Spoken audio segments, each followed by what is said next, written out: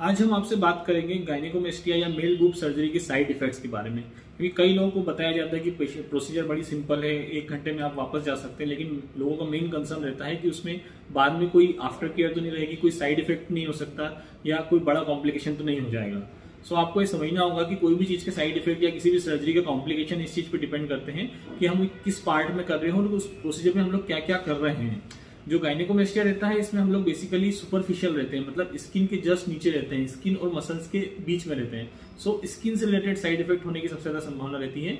इस जो side effect की अगर हम बात करें तो स्वेलिंग हो सकती है, रेडनेस हो सकती है, अनइवननेस हो सकता है, मतलब कहीं पे ज्यादा कहीं कम। ये इसलिए होता है कि कहीं पे स्वेलिंग ज्यादा होती है, कहीं कम होता है।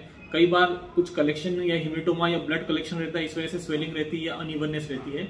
किसी में सेकेंडरी इन्फेक्शन का रिस्क रहता है। सेकेंडरी इन्फेक्शन मीन्स ये होता है कि कोई भी सर्जिकल प्रोसीजर का रिस्क रहता है इन्फेक्शन होना। तो अगर प्रॉपर तरीके से प्रोसीजर ना किए जाए, आइडियल कंडीशन में, एसेप्टिक कंडीशन में हम लोग पूरा प्रोसीजर ना करें तो हमेशा रिस्क रहता है।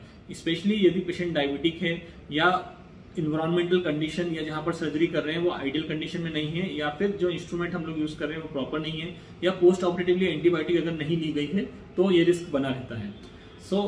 इन्फेक्शन का रिस्क हार्डली 1% या 2% रहता है और बहुत आसानी से उसको मैनेज किया जा सकता है। प्रोफाइलेक्टिकली हम लोग एंटीबायोटिक देते हैं हर पेशेंट को फॉर नेक्स्ट 5 to 7 डेज। साथ ही सारी एसेप्टिक प्रिकॉशन जो आइडियल कंडीशन में रखी जाना चाहिए वो हम लोग सब रखते हैं। हमारे पेशेंट में जो रिस्क ऑफ इन्फेक्शन है लेस देन 1% होती है। इसके अलावा एक अगला जो कॉम्प्लिकेशन हो सकता है ब्लीडिंग। कोई भी सर्जरी करते हैं अंदर कुछ ब्लीडिंग होना ही रहता है।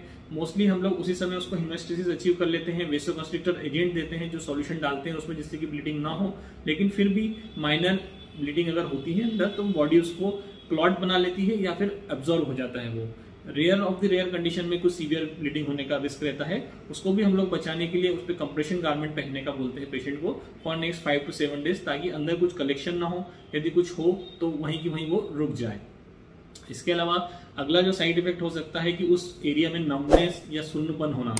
जो निप्पल वाला एरिया रहता है वहां पर इसके प्रोसीजर के बाद टेम्पररी एनेस्थीसिया या लॉस ऑफ सेंसेशन रहता है, वो धीरे धीरे रिकवर करता है अगले 4 to 5 मंथ्स में। जो पेरीफेरी रहता है निप्पल के सराउंडिंग एरिया, वहां का भी जो सेंसेशन है वो नॉर्मल से थोड़ा कम रहता है शुरू के कुछ हफ्तों तक। अगर हम और दूसरे साइड इफेक्ट्स की बात करें तो रेयरली सिरोमा फॉर्मेशन भी एक हो सकता है। सिरोमा फॉर्मेशन मीन्स स्पेशली उन केसेस में होता है जिसमें हम लोग बड़ा गायनेकोमेस्टिया ट्रीट करते हैं, ग्रेड 4 टाइप का या ग्रेड 5 का। उसमें बहुत ज्यादा फैट निकालने का, सक्शन करने का रहता है, तो उसमें कुछ वाटरी कलेक्शन निकलता रहता है for next few days. That is called seroma. Normal condition में वो सेल्फ लिमिटिंग रहता है या थोड़ा होता है तो बॉडी उसे एब्जॉर्ब कर लेती है। यदि बहुत ज्यादा रहता है तो उसे हम लोग जहां से हमने ड्रेन डाला है, जहां से हमने इंसिजन लगाया, वहीं से उसे डायलेट करके जो अंदर कलेक्शन है उसे हम लोग निकाल सकते हैं। उसमें बहुत ज्यादा बड़ा कोई कॉम्प्लिकेशन होने का या डर नहीं रहता है, सिर्फ ड्रेसिंग करने का समय बढ़ जाता है। तो ये जो सारे कॉम्प्लिकेशन है हमेशा नहीं होते हैं, बहुत इनका जो चांसेस रहता है 1 या 2% रहता है। और यदि सही सेटअप में, सही सर्जन में के गाइडेंस में अगर करा जा रहा है तो ये प्रैक्टिकली ये सारे कॉम्प्लिकेशन देखने में नहीं मिलते हैं। इसके अलावा जो कॉम्प्लिकेशन अगर हम बात करें तो थोड़ा सा अनइवननेस रहता है। अनइवननेस कई बार ऐसा लगता है कि कहीं पूरा ग्लैंड नहीं निकाला है या कुछ छोड़ दिया है, तो ऐसा नहीं रहता है, क्योंकि हम लोग जब उसको ओपन करते हैं तो कंप्लीटली जितना मैक्सिमम पॉसिबल है सराउंडिंग का एरिया और निप्पल वाले रीजन का कंप्लीट ग्लैंड रिमूव करते हैं। लेकिन टेम्पररी हार्डनेस इसलिए हो सकती है कि कई बार कुछ ब्लीडिंग होती है, वो ब्लीड होके वो जम जाता है, ब्लड क्लॉट बन जाता है और वो एक हार्ड नोडल के रूप में फील होता है। तो उसमें बहुत ज्यादा कुछ करने का जरूरत नहीं रहता है, जस्ट पेशेंट को हम लोग रिश्योर करते हैं, उसके लिए कुछ कंप्रेशन गारमेंट जो पहन रहे हैं उससे कंटिन्यू करने का बोलते हैं और उसको मसाज करने का बोलते हैं बाय सेम ऑइंटमेंट।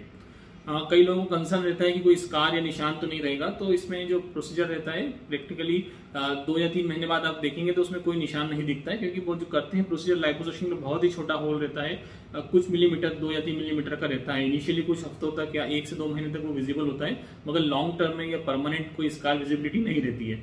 जो दूसरा इंसिजन हम लोग लगाते हैं निप्पल एरियोला और स्किन के जंक्शन पे लगाते हैं, तो जो जंक्शन पे लगने की वजह से, मतलब ब्लैक और नॉर्मल स्किन के जंक्शन पे होने की वजह से उसकी भी विजिबिलिटी नहीं के बराबर रहती है।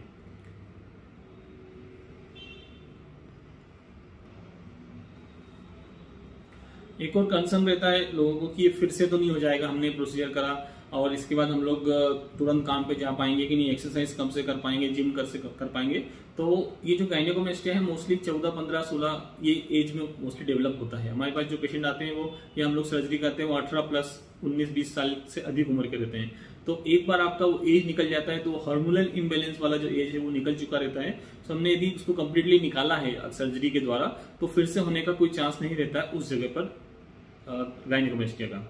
गायनेकोमेस्टिया के बाद अब अगले दिन से लगभग सारे काम कर सकते हैं, आपको घर पे बैठने आराम करने का जरूरत नहीं रहता है, सिर्फ एक प्रेशर गारमेंट लगाना रहता है और लगभग 80 to 90% एक्सरसाइज जो होती है वो आप 4 to 5 डेज से चालू कर सकते हैं। सिर्फ जो चेस्ट वाले मूवमेंट वाली एक्सरसाइज रहती है, जैसे बॉक्सिंग मूवमेंट होता है या बैडमिंटन खेलना है या जिसमें अपर लिम्ब यूज होता है, आर्म्स यूज होते हैं, फ्लेक्स करना रहता है, वो जो एक्टिविटीज रहती हैं उसे हम लोग 3 से 4 हफ्ते तक रोकने का बोलते हैं। बाकी आप जो कार्डियो करते हैं, स्क्वेटिंग, एब्डोमिनल एक्सरसाइज करते हैं, वो सारा आप स्टार्ट कर सकते हो आफ्टर 7 डेज। हाँ, एक और क्वेश्चन रहता है कि उस पार्ट का स्किन हम लोग नहीं निकाल रहे हैं तो लूज तो नहीं हो जाएगा। ये क्वेश्चन उनके लिए इंपॉर्टेंट रहता है जिनमें बड़ा साइज का गायनेकोमेस्टिया रहता है, ग्रेड 4 टाइप का या बड़ा, काफी सारा हम लोग इसमें फैट निकालते हैं, क्योंकि गायनेकोमेस्टिया हम लोग स्किन नहीं निकाल रहे हैं, स्किन के नीचे का सब चीज निकाल रहे हैं। तो यदि बहुत बड़ा साइज का गायनेकोमेस्टिया है तो ऑब्वियसली वो स्किन जो है वो कहाँ जाएगी।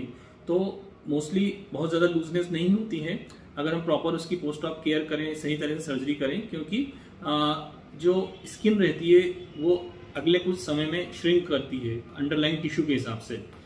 जो प्रोसीजर रहता है इसमें हम लोग कंप्रेशन गारमेंट पहनने का बोलते हैं, उससे ये फायदा रहता है कि जो स्किन है या जो एक्स्ट्रा स्किन है वो अंडरलाइन मसल से चिपक जाती है। दूसरा, जो ये प्रोसीजर रहती है मोस्टली यंग पेशेंट में रहती है, तो यंग पेशेंट में इलास्टिसिटी स्किन की अच्छी रहती है, जिसकी वजह से अगले कुछ महीनों में वो ग्रेजुअली श्रिंक कर जाती है। दूसरा, जो हम लोग प्रोसीजर करते हैं इसमें रॉ एरिया या ट्रॉमा होता है स्किन के अंडर सरफेस पे, मसल के सुपरफिशियल सरफेस पे। तो जब ये घाव, स्किन के अंडर सरफेस का घाव जब भराता है तो वो श्रिंक करता है, तो श्रिंक करने की वजह से स्किन भी कॉन्ट्रैक्ट करती है। तो इन सब कारणों की वजह से अनलेस बहुत ही ज्यादा बड़ा साइज है, बिल्कुल फीमेल ब्रेस्ट की तरह है, मोस्ट ऑफ द कंडीशन में कोई लूजनेस नहीं रहती है लॉन्ग टर्म में आफ्टर 2-3 मंथ्स में, और हमें कभी भी स्किन निकालने का जरूरत नहीं पड़ता है गायनेकोमेस्टिया के किसी भी ग्रेड की प्रोसीजर में।